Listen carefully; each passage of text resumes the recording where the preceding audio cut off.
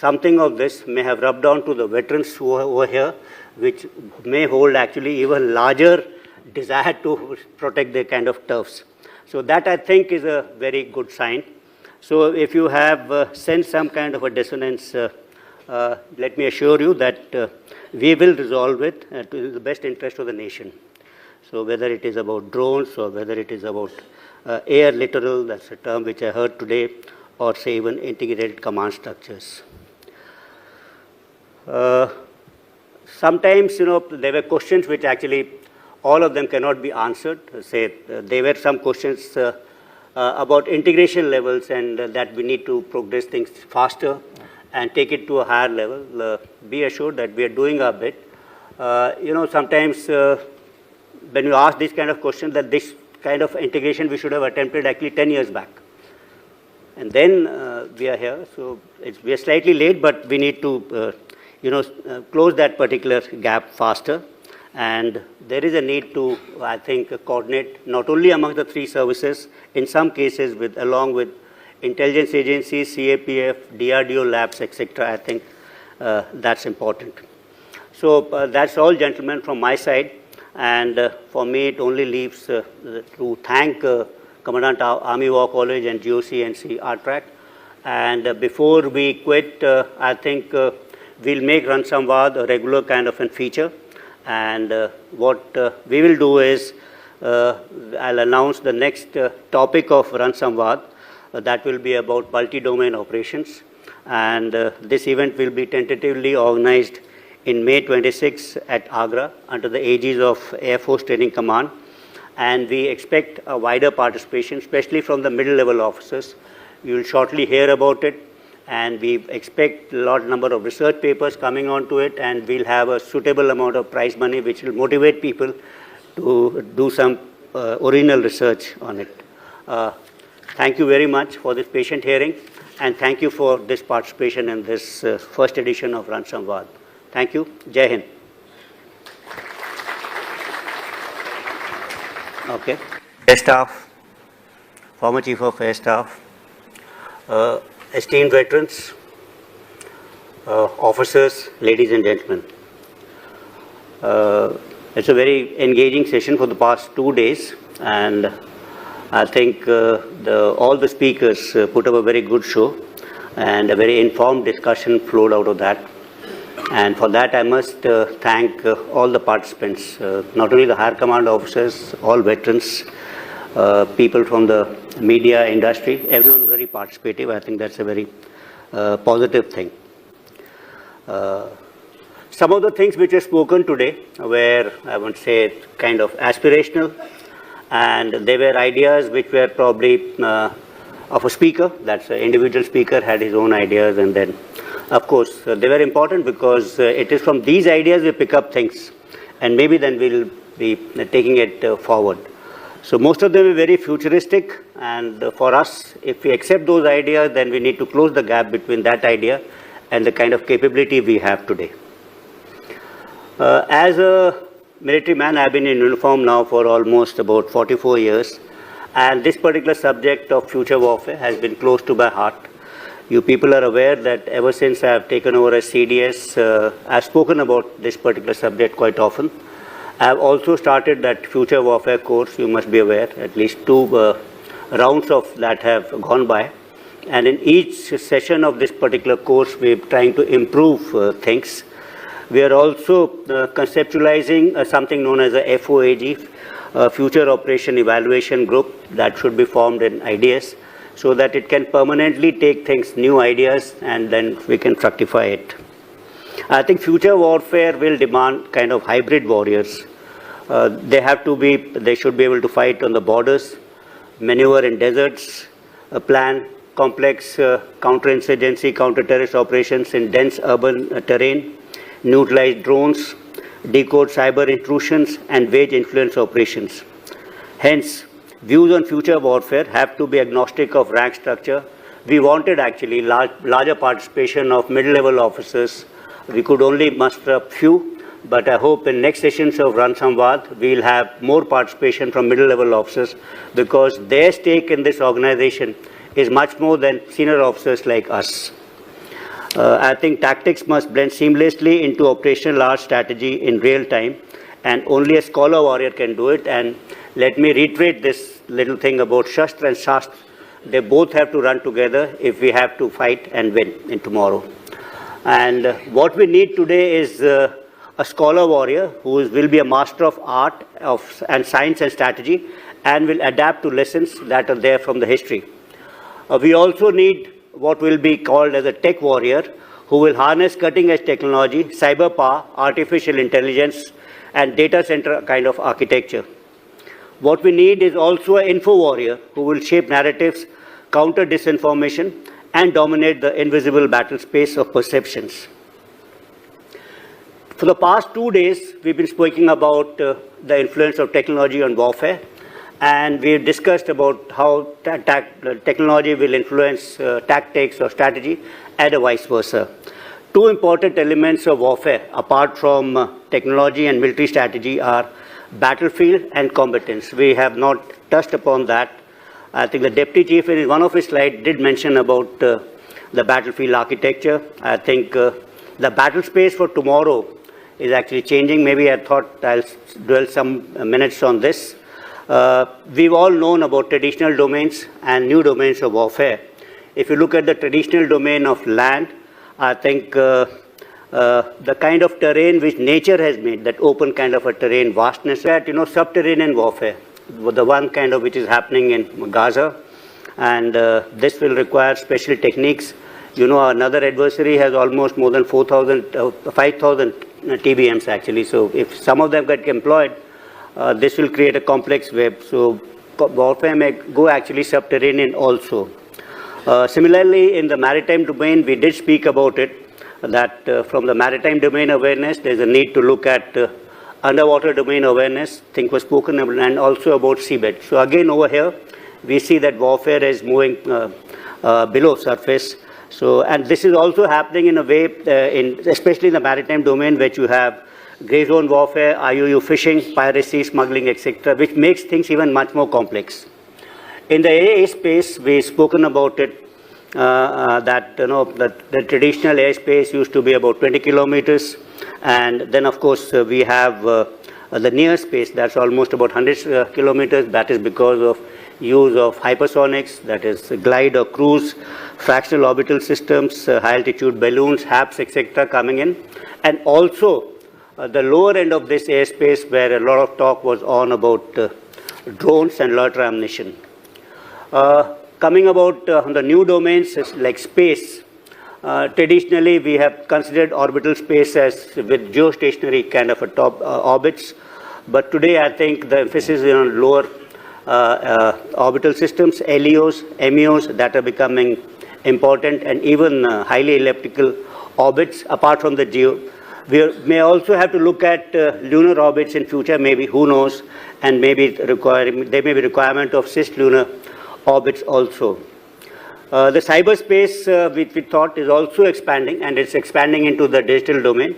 That's happening because our day-to-day life is actually being governed by digital space. Even governance by the government, even if they have to deliver any kind of a benefit to the common man, that is all dependent on digital technology.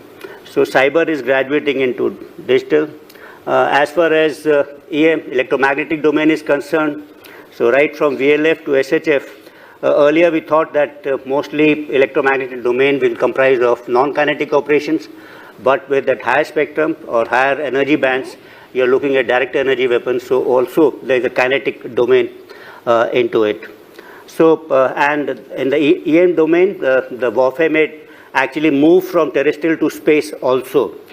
As far as combatants are concerned, you find again a vast amount of change. Warfare has moved from being fought between organized tribes and feudal armies to armed forces of nation states, and now multi-protagonist wars have a different kind of war fighting or combatants. So recent conflicts in Europe and West Asia vindicates that the composition of combatants engaged in active warfare has expanded many folds. Alongside regular armies, now we have paramilitary forces, mercenaries. We know about the Wagner Group. We have contractors like the Blackwater Group, private companies actively involved in conflicts. In tomorrow's war, maybe who knows, there will be robots and humanoids who will participate in warfare along with actual humans. We already have spoken about MUMT already as far as aerial warfare is concerned. Yesterday there was a talk on modern information warfare, and there was a good presentation by Jal Vishwas Rao on perception management. So that was his, if we say, individual effort. So ordinary citizens are now veiled participants in conflicts, primarily through digital means, cyber warfare, online propaganda, psychological operations, allow individually and citizens actually to participate in this kind of an warfare. I think these 2 days of Run Samwad has clearly established the need to adapt and adopt to the changing dynamics of war, warfare and warfighting, and acquire capabilities that enable multi-domain operations. Today, the technological evolution is not only transformative, but exponential. The speakers, Chandpuria Joshi 11 Core, had shown us an apt graph that showed the timelines of how technological advancements since World War I have changed from being linear to rising steadily to become exponential in the last few decades. I think to do this, we have to create capabilities. Couple of issues were discussed. Couple of people who deal with it had spoken about it at headquarter ideas. We are primarily into the job of integration, but along with this, we are looking at futuristic technologies. We are looking at infusion of artificial intelligence, data analysis. Any kind of procurement goes through the process of ORSA analysis, so with some kind of a rationalization is done over there. We are also taken out kind of a roadmap, not only to stabilize this network-centric warfare, but also to move towards a data-centric warfare or intelligent warfare capabilities. May not be immediate, but in say another 5 or 10 years, we should be able to do that. Then enhancement of our computational part. There is a project Eklavya which we are pursuing. Someone did make a mention about communication systems. I said about low Earth orbit satellites. And that should be, we are looking at that particular capability also.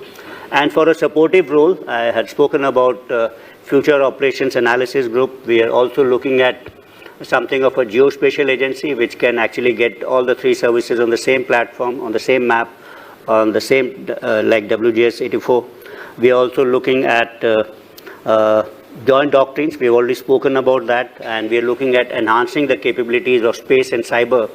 You may call it DSA plus or DCYA kind of an plus.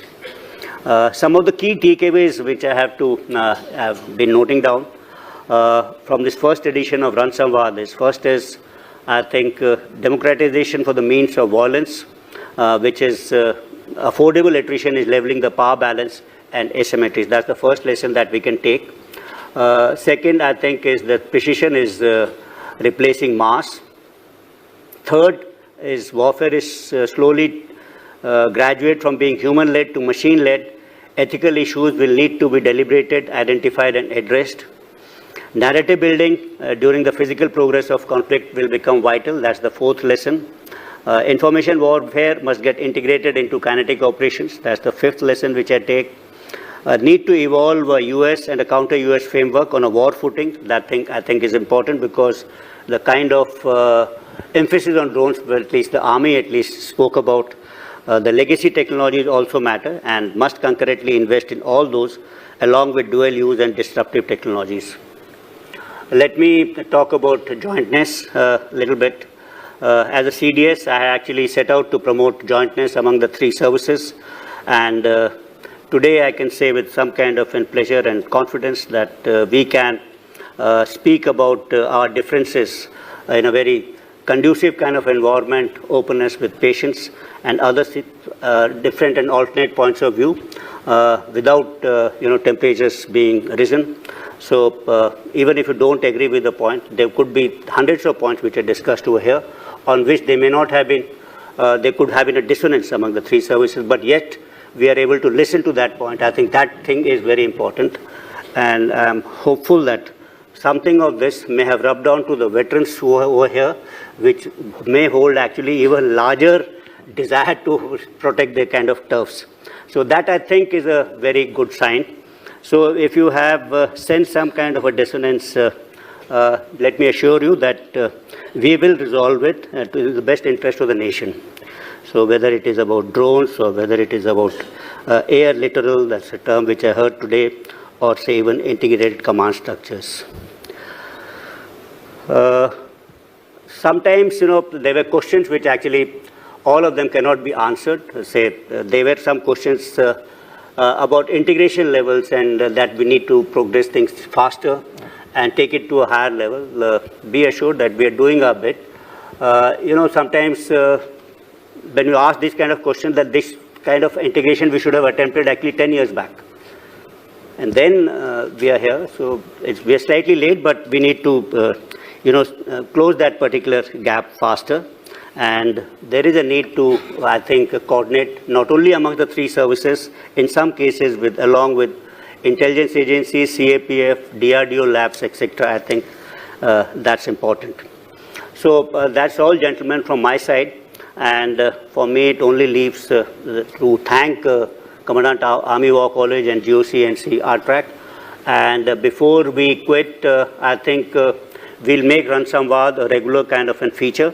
And what we will do is, I'll announce the next topic of Run Samwad.